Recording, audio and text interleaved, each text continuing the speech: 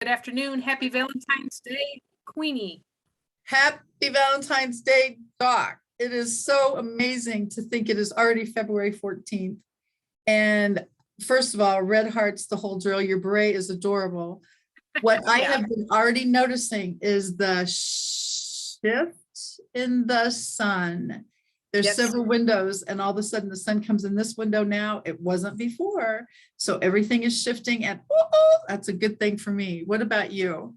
Well, you've noticed that shift. I've noticed there were birds outside my window yesterday singing first thing in the morning. So it's coming. It's coming. Yeah. And my deal is if it's light outside, I want to be up and at 'em. And I really mean it. I get started and you can just tell by the people that are night owls on social media. They've been up at 2 and 3 and 4 in the morning. I'm just now getting up at 6 or 7. And I look at this and I go, isn't it a funny thing that people's rhythms are so varied? Oh, totally. Yeah, you see those 2 a.m. posts and you're like, wow, How are could you you do still that? awake? Oh my gosh, it is such a funny thing for me though, because everybody's different and I get that. Plus all the different time zones we've got going on now. But it really is just a riot that what were you doing up at that hour posting your business page? Oh my gosh. That's Yeah, funny. but It's the totally sun is shifting and I love that. But your beret really is darling. You should consider that well, as I can't even adjust it. See, uh-huh. look what happens. Yeah, I wasn't wearing anything red because I've been busy and I put on purple today. This actually is coming out blue on the film, but But I know what color it really is because I've seen that one in person and it is fabulous and purple is beautiful on you. thank you. Thank you. Yes. Absolutely. Hearts, So- hearts, hearts. So what's new in the land of Queenie? Anything new? Well, the land of Queenie, we've got actually one thing that is so exciting that I actually can hardly sit still. I am part of a group called Happy Neighborhood Project, and the International Day of Happiness is March 20th. And this is obviously annual and it is declared by the United Nations. And so Happy Neighborhood Project, the Chief Happiness Officer, Edwin Adevery, was very influential in getting this established. And so we celebrate International Day of Happiness in the Happy Neighborhood Project on the closest Friday. So in this particular case, it's March 18th. So we will have the International Day of Happiness 6-hour celebration, speed networking, vendor booths, guest speakers from literally all across the globe. And it's only $10. And that's the part that will for a few weeks. Then they raise the price, of course. But right now it's only $10 to get in. 6 hours for $10. Now, I'm kind of a math girl and we're so excited to get this launched and off the ground. And I'm just like, oh my gosh, how can you afford? Because the tickets are $25, but I have a coupon code. So it's only $10 for all day long. So it's basically March 18th, 11 to 5 Central Time.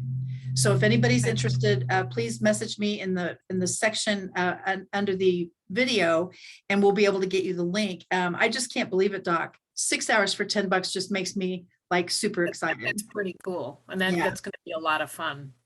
Speed networking alone, that is just like so. I'm so into that. But anyway, that's what's happening in our world. I would have guessed you were into networking.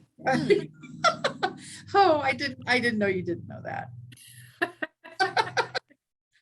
What's happening new in the life of you? You've probably planted 9 million something since the last time we talked.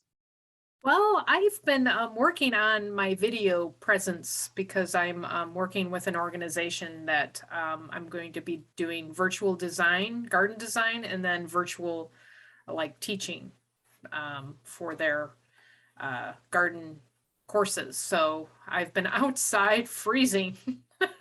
I was hoping that it would be warmer, but I've been outside freezing trying to get my videos squared away. So, and I unfortunately can be a perfectionist when I'm doing that kind of thing. So I'm just glad that I have the option to press stop and delete and then start it over again. Yeah, I tell people I'm the queen of delete. So yeah, I know that one. So it's almost getting there. I'm almost, but It's an action. I'm not a, and we've talked about this before. I'm not getting ready to get ready. I've already jumped in. It's just getting to the end. Um, and as I don't know about anybody out there, for me, I get into projects and I'm very particular, and then I start kind of going away from the particular a little bit. Then I try to figure out, is this really important that I'm pulling my hair out over this one little thing, and does anybody notice besides me, that kind of thing. So, because that can waste time. It's definitely a time waster. I was going to say a mind waster too. It can be a mind waster. Have you ever been that way, Queenie, or ever? My thing, and the perfectionist part is definitely my mode, my DNA, if you will. But I have worked on, for me, I have found that if whatever I'm doing is too perfect, and don't panic that it's ever going to look like that, but if it's unattainable, shall we say, then it keeps me from actually being duplicatable. So before, I was literally going to drill and get and fix and do and perfect this. And then all of a sudden I have had people say, well, I could never do what you do. And I'm going, then I have totally done it wrong, because I want everyone to be able to do what I do, whether it's in my water business, write a book about networking, whatever that looks like, train a group. I mean, whatever that is. If the reaction is I could never do what you do, then I have done it wrong. So that changed my flavor, if you will, because now I set the bar nice and low so anybody can do this. So there you go. I fixed my problem.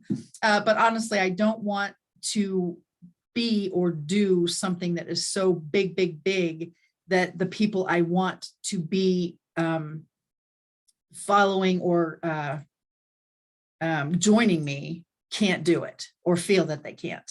So I think that's the beauty of teaching too, and sharing with others, what I do too. It's nothing new, but it's, I get people follow you for your personality, and then how simple or how difficult. I mean, really, there's a whole, what would you say? Why would people follow you? You have knowledge that they don't, you make it simple. I want people to realize, first of all, if I can do it, anyone can. That's number one. I always want people to know when it's right, you can't stop it. When it's wrong, you can't force it. That is my God DNA thing. And I always want people to know that we learn from each other. Right. And that's the deal. I don't think it matters what your title is, what your papers are, what any of that looks like. We learn from each other all the time. I mean, seriously, you learn about this from you learn about this from me. As soon as we stop learning, we stop growing, and I don't have time for that. And if I had stopped learning because I achieved the top level in my water business in 2012, that's 10 years ago now, I would have rotted, actually. And I didn't choose to just stay at the top and good for me. I chose to bring people with me so that they can now get to the top, whatever that looks like for them. And so I learn a lot of times from the questions people ask, aha, I need to put that in my presentation, or aha, I need to address that. It's a bigger message that I would have thought, because it wasn't a big thing for me. But if the questions keep coming up, then all of a sudden you go, I need to alter my presentation. I need to alter my course structure. I need to alter my information that I'm imparting to other people. And so I learn as much from the people in the room of who I am training than they would ever learn from me, I'm sure. And what about you, Doc? You can teach gardening all day long, but if somebody doesn't have the gift or the momentum or the impetus to feed their family from their own backyard, it's not going to happen. Right. Right. Well, and I kind of have the same philosophy too. I try to simplify it, and I also help people that don't want to do it, or you meet people where they're at. It's you don't need to be, I'm smart, so I'm going to hit it at this level. It's nothing, because we could both pull that if we wanted to, and it's kind of a, but what's the point? You're going to lose people, and if you're truly helping people, you want to meet them where they're at. Absolutely. That's how I approach everything. I try to simplify. I do that in my naturopathy. I'm doing that with the gardening. Yeah. I just hold myself to a higher standard. I mean, not that they're low, that came out wrong, but you know what I mean? No, I I'm totally know. What's good for the goose is good for the gander is how I think my parents used to say that stuff. Which meant if you're gonna say it, then you need to do it, whatever that is. So you're yeah, walking the walk. You're not just, oh, just saying it, say it. no, and see, that would be for you, if you were doing that, then that would mean you'd buy your food at Walmart, or pardon me, some other place besides where you grow it. And so for me, it would be, I can teach networking all day long, but not do it, or talk about Kangen water and drink pop, so you can't do whatever you tell people to do if you're not a product of the product. And that part I have actually seen other people, some trainers actually, which is always interesting to me. You've got a coach or a trainer or somebody, and they're getting ready to get ready. And if I went to them and told them the very same scenario, they'd be going, just do it, push the button. And they're sitting here going, lament, lament, lament. How do I this and what do I that, and perfection something, push the button. You can't break it. No. If it could be broken, I would have done it. So it's always a funny thing to me, but it's back to everything that we talk about here on Doc and Queenie. It has to be a group effort from a standpoint of support. Look what has happened in this community. Somebody says, I'm starting a new this, or I'm going to a new something, or I want to try a new this. Everybody jumps on board and supports them. I love this group.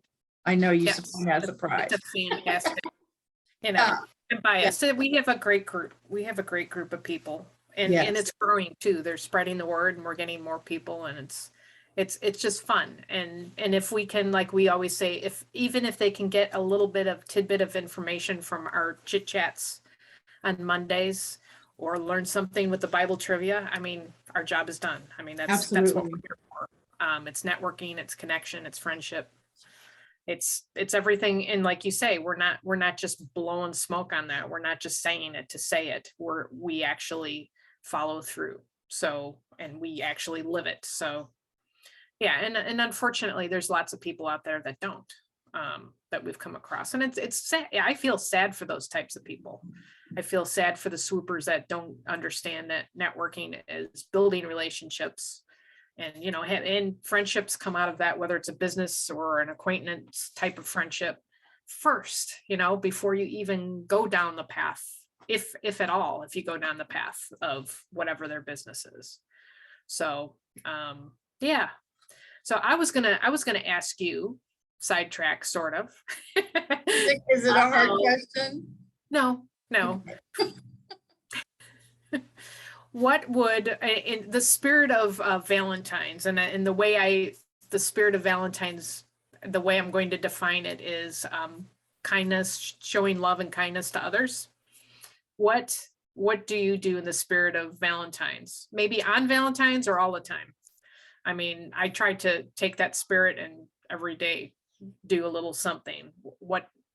I guess the question is, what do you do with the spirit of Valentine's on Valentine's Day or throughout the year?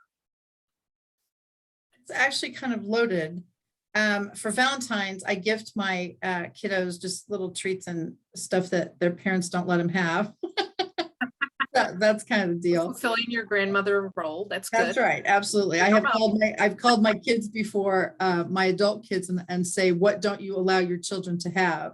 And then I, of course, go get it and give it to my babies. So that's my deal. But what's their favorite? Yeah. Here you go. I have done that before. Mommy and daddy say no, but here you go. So let's work at it this way. But I have done that before. What don't your parents allow you to have? So I'm going to fetch it. But love for me is not an act, it's a condition. And it is kind of like, the reason I like Christmas the best is because it's a season instead of a day. And that feels the same for the Valentine's thing. It's not just get flowers, and no offense, they die. It's not just get chocolate and it lands on the wrong parts of your body. It's literally a matter of a condition for me. And it is a pervasive theme. It would be super easy to all the time because something makes you mad or somebody's driving you nuts or whatever that looks like. But then I take it a little step further. I always feel God is so incredibly patient with me. Can't I just leak a little bit onto the people who are not having that same blessing or whatever that looks like. So love for me is not a day or an act. It's a condition. And I feel the more we practice it, it's very easy to be hateful and critical and judgmental and all those things that kind of seem to be the human condition. It's a little harder to twist that into a, how can I love them today? And so how can I be patient with something? How can I, whatever that looks like. And so I've had to kind of focus on purposeful loving. And so that has been a little bigger than just the Valentine's candy and flowers and stuff like that. And like I say, no offense, in my I guess you would say world, I have seen flowers over the years, and they're lovely and they're wonderful. And thank you very much, anyone who has ever given me flowers or ever chooses to, but they die. And that seriously kills me, because this gorgeous, fabulous something, and then they're gone. Kind of like when the summer flowers, my stargazer lilies, they smell up the whole front yard, and it just, I love that. But then they die. Now, the good news is, unless something has eaten them over the winter, they're coming back. And they usually come back bigger. And it's kind of that same thing with the love condition. You just sprinkle one little bit of love on somebody that's not feeling so terrific, they're going to actually double, triple, here we go. And it's off to the races. And so love for me is a condition, not an act or a day. Thank goodness. But I'm working on it. Yes, well, and I kind of agree the same way. And I always try to, I actually have a little teaching point for the Fun, Fearless Female Global Community of Christian Women with Delinda Lane. Please say that again.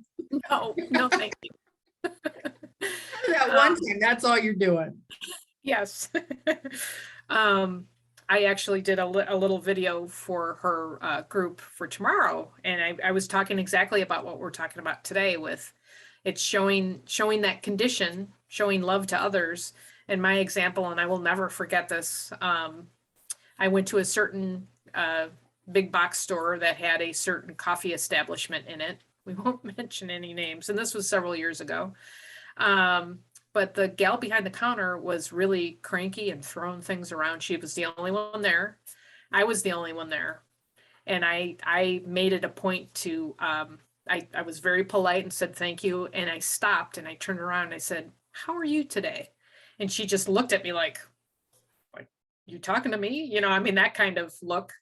And then her shoulders went down and she responded, and she had a horrible day and she told me about it. And then she started smiling and her whole mood changed. And then she thanked me for asking. And we spent probably 5-10 minutes talking because nobody else was around. You know, it's that one little, and I'm not doing that to elevate myself, but it's just that one little, life is hard. And, you know, and people have stuff going on. And if they're cranky, there's a reason. Usually I'll, you know, sidestep it, or, you know, if you feel brave, sometimes ask them, or even just say a kind word, regardless of what how they're going to respond. And you know, maybe, and that's the thing, regardless of how somebody responds, don't let us, you know, because we are only responsible for our reaction to how we respond and what comes out of here. 1,000,000%. People have avoided the death topic because it's uncomfortable. And yes, the answer is yes, it's uncomfortable and people handle it differently. But recently I was actually talking to a lady who was feeling badly because of death past stuff. And I said, oh my gosh, that means you've already achieved your PhD DD. And she said, oh no, honey, I don't have any degrees. I don't do that stuff. And I said, no. I said, once you have experienced death and have read my second book, PhD DD is attainable. And she looked at me and she said, what is that? And I said, it's a personally having dealt with death degree. And so people who are uncomfortable with the topic, someone's not feeling well, or they look weird, and you say, how are you today? Oh, somebody just died. Well, instead of avoid the topic, you say, oh my gosh, that must be so painful. What is the best memory that you have of that person? Or were you able to be with them as they passed, or however you say that? But it changes the flavor. And then all of a sudden they go, have you ever experienced a death? And you can either go into, yes, I have, or it's all about you today, or however you would say that.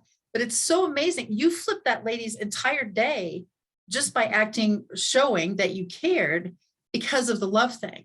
You can change somebody's death demeanor just by letting him know this too shall pass. We finally get over it from a standpoint of grow from this initial pain. Now the pain changes, absolutely. Right. And the topic changes, absolutely. And the scar gets a little stronger, but then all of a sudden that puppy rips off and it's like you start over.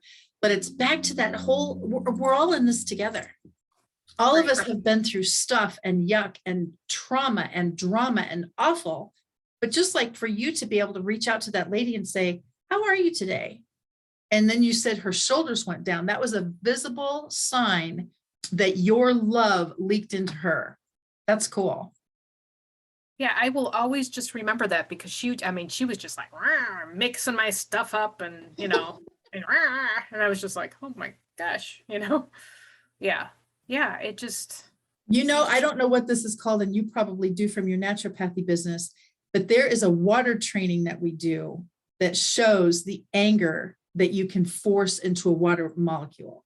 Yes. And of course, I'm sitting here going, right. And so they showed it on a microscope. If you're angry in this way with a glass of water and you can see the water molecules and they're jagged and awful, and then all of a sudden it's la-di-da and kumbaya and all this happy stuff. And all of a sudden it's just like little bubbles and perfect formation. Well, the molecules I've seen like microscopic, they look like perfect snowflakes. Yes, ma'am. Absolutely. They're beautiful. I would never, ever have believed it if I had not seen it for myself. Yep. And I saw, and every time I think of that, I'm like, am I being happy and joyful around my water? And so I'm just going, oh my gosh, Catherine, you have finally lost it. Tell on you, Queenie. Yeah, if my water could talk, oh my gosh. But you think about things like that. And as soon as I saw that, it's true. What is that from? Like energetic something? Yeah, it's the vibrational levels and it's that whole energy piece. Yeah. I mean, we're spirit beings with skin on, and water is life. Water is alive. Absolutely. We forget about that kind of stuff. We're we're surrounded by life. Yeah, when I first heard that, I really didn't believe it because I thought like water could tell way out there. Yeah, you're like, yeah, okay, whatever. Okay, so this takes us to a different level, Dr. Laura. I just thought of this. If water can change vibrationally, energetically, that kind of thing, I have heard that there are people who talk to their plants. Yes. Mm-hmm. Plants, it's the same thing. Tell us, so that really is true? Mm-hmm. Yeah, one of the first books I read when I was getting into the naturopathy, which it was something, of course I should remember the title, but at the moment I can't. Something like your plants do talk or something like that. And it was written about 20 years ago. And this gentleman did an experiment on plants, and he did music, he did, yelling at them. I mean, and he tested, and the plants responded to the mood and the atmosphere. Yeah. Yeah. You're like, okay. Well, yes. And that's, if you say it's true, I obviously would believe it, but that's why I was wondering, because the water molecule stuff I have seen, and my house is actually allergic to plants, but that's why I wanted to know if speaking to them and happy, joyful music and all that kind of stuff. Getting the carbon dioxide also, which they use, but also our energy and whatever mood we're in does affect them. Mm-hmm. Wow. It sounds crazy, but it's true. Yeah, it's kind of cool. On this day of love, it sounds like you guys need to be nicer to your water. And your plants. And spread a little love and joy. Doc and Queenie have gone a little crazy. Oh, Doc and Queenie are cray today. So yeah, this is good. But I really think that is a cool thing. Just like you said, for me, the love part is a condition, not a one time I love you, or one time I fix this, or one time I buy you chocolates or flowers. It's a condition. It's a theme, if you will. And I also tie into that, the love piece, the condition piece, that's also being able to say you're sorry and forgive and to admit you've made a mistake, all of that stuff put together. you know? The vulnerability part is a big Yeah. deal for me for love, because it's tough to say that. I love you. Because with that is either going to come like, whatever, or now you've got a new responsibility to that person. And there, it's a big word. It's Yeah. seriously a There's a very lot big word. behind it. Yep. Uh-huh. And it's either purposeful, it's intentional, it's unconditional, it's could be conditional. There's so many different adjectives for the condition of love. And on this day, it's not just hearts and flowers necessarily. Plus, thinking about the people who don't have a quote Valentine. Some of the girls I've seen in some of the other groups I'm in have said Happy Galentine's Day. And that's nice because you're with your other girlfriends, and Happy Galentine's is kind of like you don't have a special someone in your life, so we ladies all stick together kind of deal. And that's kind of cool. But again, if it's a condition instead of a day or an act, like I love you purposeful act, then it really can be. We can spread love all year long. Just like the Christmas theme, I wish it actually lasted longer. People are generous and more cheerful usually at Christmas, sometimes stressed and all that stuff. I get that. But that's why I love the fact that Christmas is in winter, which means sometimes God sends a snowfall because now you have to calm down. You can't go out shopping anyway, relax. Do you actually need all that stuff you really thought you needed to go fetch? And so I have seen that happen before too, because all of a sudden it forces you, what is Christmas for? $90 million worth of stuff they're never going to use, or it's going to end up in a garage sale tomorrow, or to actually be together on Christmas Eve, Christmas Day, Christmas week, whatever that looks like. And so love to me is a condition rather than just a day. And Valentine's Day is kind of a cool way to say with girlfriends, nice to see you, hope you're doing okay, whatever that looks like. And several people have reached out, which I think is extra nice, but I had never actually paid attention to the Valentine's thing, but it must be every year it gets bigger, it seems like. Oh yeah, totally. Well, and my spouse and I, we never celebrate, or it's kind of like, yeah, okay, it's it's a tradition. I was in the flower business for many years. I don't need any flowers. I grow my own, thank you very much. Yeah. But we take the time and the excuse to go out, but we never go on Valentine's Day. We usually try to go during the week sometime, but like you said, it should be year round. Yeah. Oh my gosh. Think of the money that happens on today. That's another thing I always think of. This is kind of an economy booster, I guess you would say. Couples go out, or people go out on this actual day, Valentine brunch, Valentine lunch, Valentine dinner. You take your staff, your office, your colleagues to lunch just to celebrate kind of thing. You have lunch brought in if you are working actually in an office, things delivered. All of that stuff is fun and super, what would you say? You're grateful for it, but it's back to that same drill. What would happen if it was just random? I have absolutely no reason for this. Let's go to lunch. I have absolutely no reason for this. Let's go out to dinner. I have absolutely no reason for this. All of a sudden you get us something cool delivered to your home besides Amazon Prime, everybody. And so what would happen if that was the theme? And all of a sudden just a little surprise, a little something, an apple with a bow on it. Who cares? A little something that I was thinking about you, and make love a condition rather than a day. Yep. I think that's a really good way to put it. Yeah. And I think that would be super fun. You know how I'm a calendar girl. Yes. And we've talked about this a little bit before, but I was cleaning out some of my pictures. Don't even ask about the numbers. Don't show any of them either, please. No. Yeah, yeah, seriously. And I'm always doing the math on our Doc and Queenie inception date, which was August 3rd of 2020. And Doc and Queenie Day this year is August 1st. Now we've got a lot of living to do between now and August, because this is my favorite season coming up, spring and summer. But I think about this all the time from a standpoint of all of our faithful friends on purpose who choose to hop on that day. We're going to open up the Zoom again to be able to have a Doc and Queenie community. How awesome that we have met because of Doc and Queenie family. And so just keep that kind of in the back of your mind in the theme of love and the condition topic, instead of just a one day, one chocolate, one flower, one something. August 1st is Doc and Queenie celebration of 2 years. And so I think about things like that because it really is a theme, not just a day or a time. So just as a thought, August 1st, we're going to be celebrating right here. And you guys will be able to be with us on screen, on Zoom, popping on, popping off as your schedule permits. But it's all about what has the Doc and Queenie community brought to you, meant to you, done for you, or who have you introduced to it that might not have had girlfriends or networking partners or business colleagues or whatever this looks like. Very cool. I'm excited.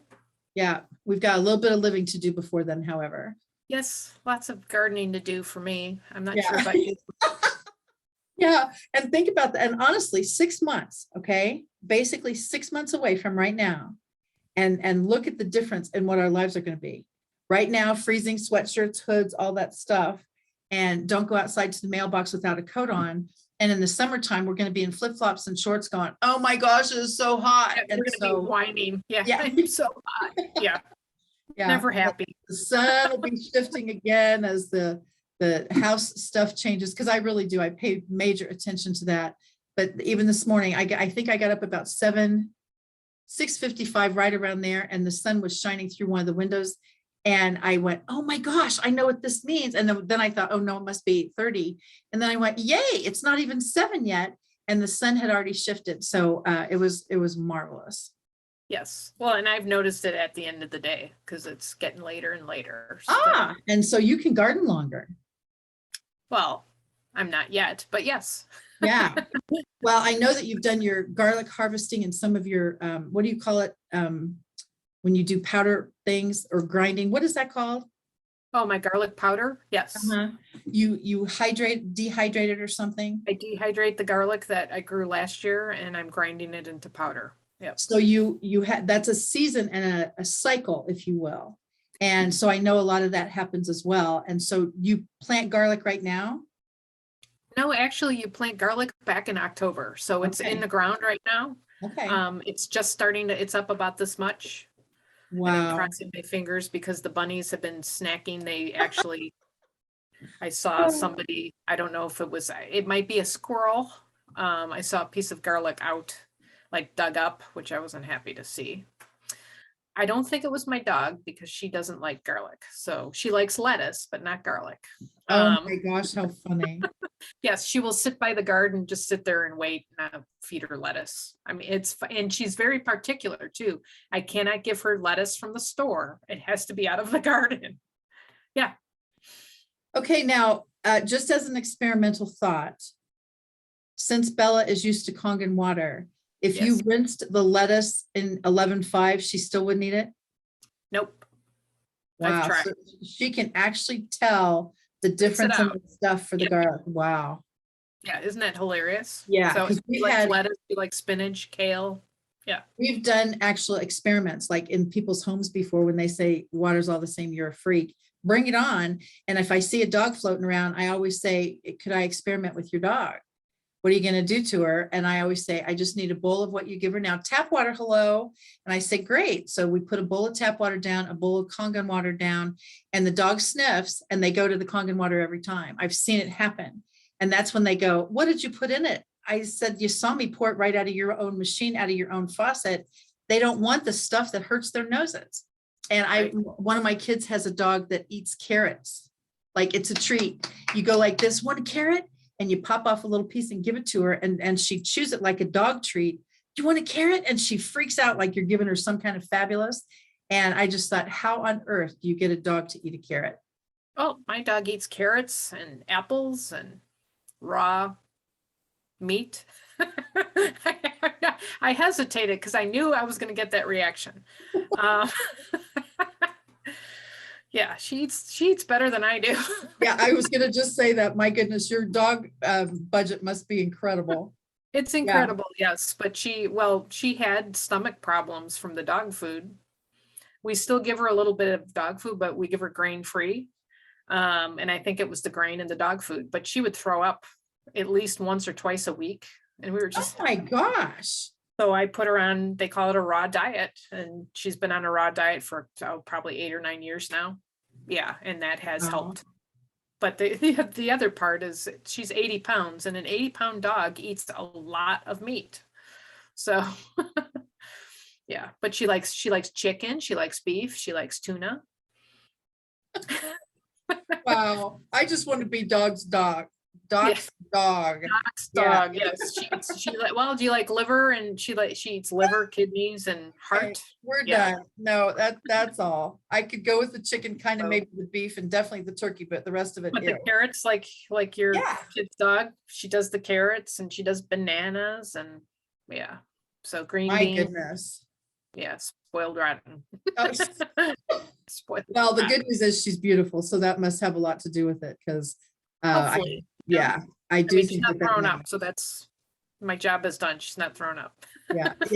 yeah, and that's probably a nice bonus for everybody, because oh my gosh. And then plus that means they're not feeling well too, which I wouldn't like for their sake. So yeah, it's a big responsibility. And back to the conditional love thing. Love is a condition that you can put on everything that you do. A condition of your business as far as loving your team, your family, your clients, your customers, whatever that is. It's a condition theme. I want to help you with your what. I want to help you understand the what. I want you to grasp the concept of what. And the same thing with your gardening clients. I know I have heard you say you do a consultation because you want to know what they want. You don't Right. share what you need to this, and this. I've heard you before, and you don't do that. What do they want out of their gardening experience? And you go their direction. I think that is super cool, honestly. Well, and it's the same with the water. I mean, it's basically you get a feel for their lifestyle and their likes and dislikes, and then I just give them information on how the gardening can help and how I can help them, also with the gardening, and from the design all the way to plants, and yeah, it's all customizable, and especially now I'm starting to get busy with food prices are going up.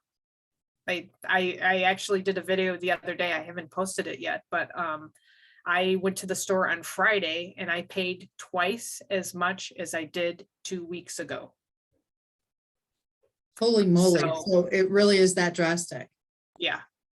Yeah. I don't know if people are aware of that or maybe I'm Wow. the wrong store. I don't, but I just was like shocked because I have a set amount that I spend every 2 weeks, and I go to 3 stores, and the first store I hit that set amount, and I'm like, okay, this is not good. And I didn't get that much. So I just was like shocked. So, You weren't even doing it to pay attention to report back to us. You were just doing your normal shopping I was thing? just doing my normal shopping. Oh my gosh. I mean, one thing I noticed, like I buy organic lettuce, and it was $2.50 for, it's the, I can't think of the kind, it's ruffled on the edges. I don't like the regular stuff that looks like cabbage, but it's ruffled on the edges, and it was $2.50 for this little. We'll probably go through it. There's 5 of us. We'll probably go through it in one sitting, maybe 2, but that's it. Yeah. I mean, the prices have just skyrocketed. Yeah. Wow. Well, that's why I was wondering if you were doing a price comparison intentionally, or if all of a sudden you just noticed, holy I moly. just was like, oh my gosh. Yeah. Yeah. So for me, and my little video just says, hey, I'm here because gardening is going to be very important this summer, this spring with, seeds. You can buy seeds and you get so much more out of the seeds and the plants, that come from the seeds. You can get, 3, 4, 5, 10 times more food than going to the store and paying all of that money for something that's going to last 1 or 2 meals. That's the way I look at it. And this will defer your cost, by growing your own. So yeah. Yeah. Now if I could figure out how to have a cow in the backyard and Oh, I don't think your homeowners association would be super duper excited about and that. the chickens either. I don't think they'd like Might that be an either. issue. Yeah, might be a little issue. So Oh my guess what, gosh, Doc. Queenie? It's What, time. Doc? Our Oh time my is goodness, up. I wanted to talk about love some more. Okay. Calm her down, calm her down. Oh my Well, gosh, the time hopefully, does go so fast. yes, definitely. And hopefully everybody got something out of today, you know, a little caveat. And I guess it's time to say goodbye. See ya. All right, everyone. Thank you, faithful friends on purpose and replay friends. Hopefully you got something out of, you know, happy Valentine's Day. I mean, if you got something, happy Valentine's Day. We wish everyone the best. Spread the love as a condition, not an action. And check out Queenie's social media and website at kathyweaverkc.com or myself at kitchengardenexpert.com. Kitchen Garden Expert social media all over the place. We're all over the place, aren't we? You Yes, can't we get are. Spreading the love. spreading the love conditionally. No. Oops, it didn't come out the right way. I No, know. but seriously, and if you'd like to check out our Bible trivia, we've got that on Thursday nights at 7. We'd love to have you. You don't have to be a Bible scholar. We certainly are not. It's just a lot of fun and it's a lot of learning, and we just have fun doing that. If not, we'll see you right back here next Monday at Happy Valentine's Day, everyone, and have a fantastic week. Thank you, Queenie. Thank you, Doc. Bye, everybody. Bye. Hit end correctly. There we go.